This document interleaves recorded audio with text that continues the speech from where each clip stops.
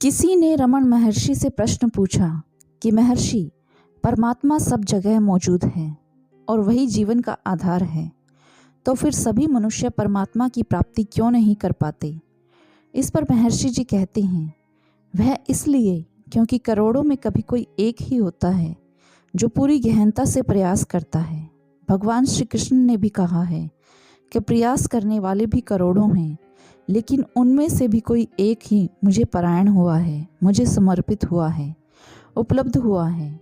तो प्रश्न यही उठता है कि आखिर क्यों करोड़ों लोगों में से कोई एक प्रयास करता है उसे पाने के लिए, जिसे पाए बिना कोई चारा नहीं, जीवन में कोई अर्थ नहीं। तो फिर ऐसा क्यों है कि करोड़ों में से कोई एक प्रयास करता है उसे पाने के लिए, जिसे पाकर सब पा लिया जा सकता है।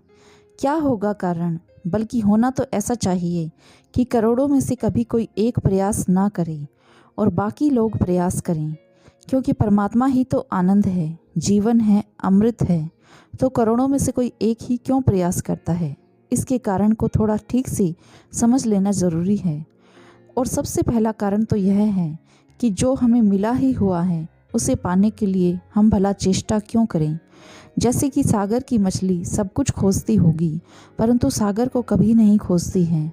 सागर की मछली सब खोजों पर निकलती होगी, लेकिन सागर की खोज पर कभी नहीं निकलती। उसी में पैदा होती है, उसी में जीती हैं, श्वास लेती हैं और उसी में समाप्त होती हैं, पर कभी उसे पता भी नहीं चलता कि सागर नाम की कोई चीज़ होती भी है या नहीं। और मछली को तो सागर का तभी पता चलता है जब उसे सागर के बाहर निकालो। अगर मछली सागर के बाहर ना आए तो उसे कभी भी पता ही नहीं चलता कि सागर है। असल में सागर के साथ इतनी एक है कि उसे पता भी चले तो कैसे चले।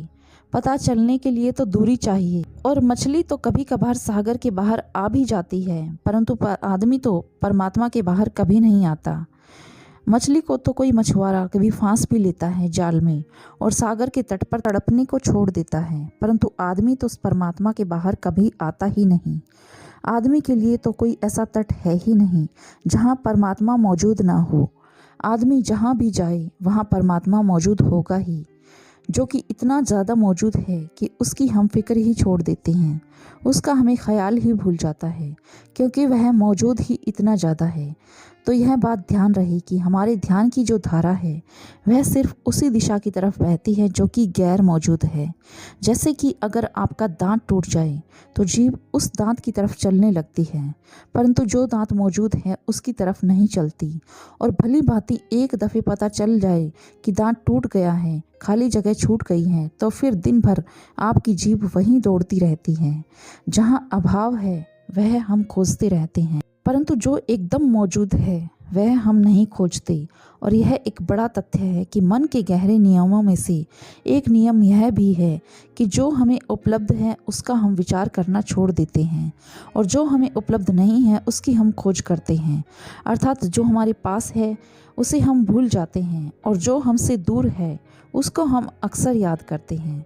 तो जिसे हम खो देते हैं उसका पता चलता है और जिसे हम कभी नहीं खोते उसका पता कभी चलता ही नहीं। तो परमात्मा की खोज पर निकलने में जो सबसे बड़ी बाधा है वह मन का यह नियम है कि हमें उसका ही पता चलता है जो नहीं है। जैसे कि जब दांत टूट जाता है तो पता चलता है कि वह दांत 40 साल पहले आपके पास था, तब इस जीव ने कभी उसकी फिक्र नहीं की और आज वह नहीं है तो यह जीव उसकी तलाश करती है, बार बार वहीं जाती है। तो यह मन जो है वह नकार की तरफ दौड़ता है। वैसे ही जैसे पानी अगर बह रहा है तो वह गड्ढों की तरफ दौड़ता है, ऐसे ही मन अभाव की तरफ अर्थात जो नहीं है उसकी तरफ दौड़ता है और जो है उसकी तरफ मन नहीं दौड़ता। उधर मन देखता ही नहीं। और परमात्मा तो है ही सर्वाधिक, हर तरफ हर जगह इतना ज़्यादा है कि उसके सिवाय और कुछ भी नहीं है। वही है, बस वही है, सब तरफ वही है। आँख खोले तो वही है, आँख बंद करें तो वही है, जागे तो वही है, सोए तो वही है, सब तरफ वही वही है।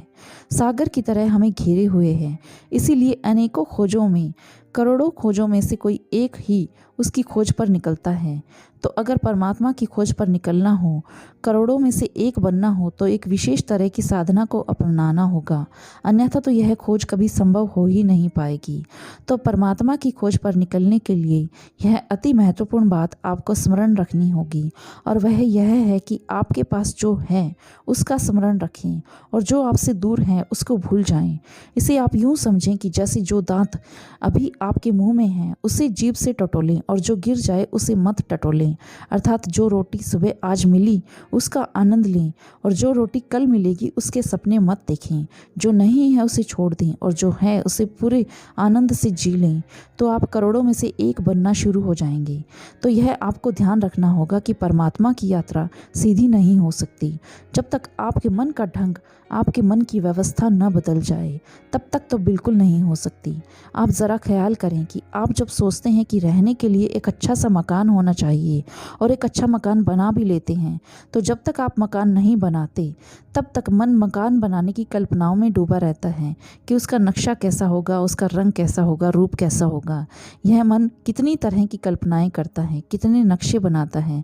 फिर एक दिन मकान बन जाता है और फिर उसी मकान में आप जीने लगते हैं, और फिर वह दिन भी जल्दी आ जाता है कि उस मकान को हम भूल जाते हैं और भविष्य की किन्हीं और कल्पनाओं में खोने लगते हैं। तो यह बात आप समझें कि मन का यह नियम है कि जो मिल जाता है वह उसे भूल जाता है, और परमात्मा तो मिला ही हुआ है, और वह तो इतना मिला हुआ है, वह तो इतना ज़्यादा मौजूद है कि उसे तो याद करने की सुविधा भी नहीं बन पाती। तो मन का यह नियम बदलना पड़ेगा और आपको जीवन जीने की इस कला पर ध्यान देना होगा कि जीवन में बहुत कुछ मिला है। जो मिला हुआ है उस पर ध्यान दें, उसमें धन्यवाद अनुभव करें। जो मिला है उसमें प्रसन्न हों, जो पास है उसमें संतुष्ट हों, जो पास है उसके लिए प्रभु को धन्यवाद दें। जो है उसे देखें और जो नहीं है उसे छोड़ दें। तो आप उसे देखना शुरू करें जो है, और उसे भूलना शुरू करें जो नहीं है। खाली स्थान में मत भटकें, भरे स्थान में जिएं, और यह बात ध्यान रखें कि हर आदमी के पास इतना है कि काश वह अनुभव करने लग जाए, वह देखने लग जाए, तो शायद इस ज़मीन पर गरीब आदमी खोजना मुश्किल होगा। तो जब जीवन के प्रति इस दृष्टिकोण को आप उपलब्ध हो जाएंगे, तो बहुत शीघ्र आप पाएंगे कि आपकी परमात्मा की खोज शुरू हो गई है, और आप जल्द ही एक नई दिशा की तरफ बढ़ने लगेंगे और उसे पालेंगे जो सत्य है, नित्य है।